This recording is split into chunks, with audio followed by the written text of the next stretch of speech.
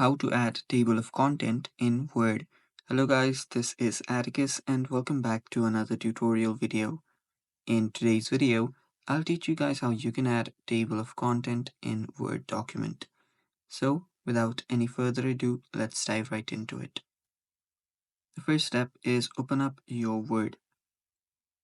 So open up your Word, and after you open up your Word, what you'll need to do is make some space for your Word document. I mean, table of content. So you might need up to a page here.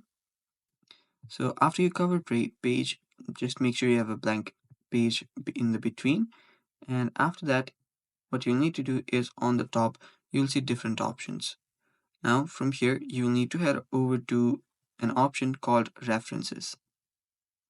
After you're on references, here you'll find table of content.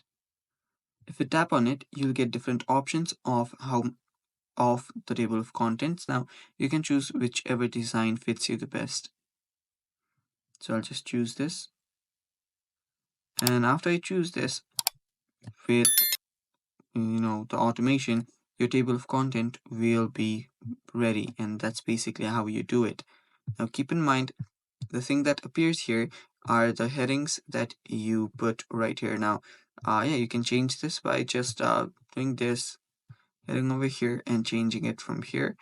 And yeah, that's basically how you add a table of content in Word document.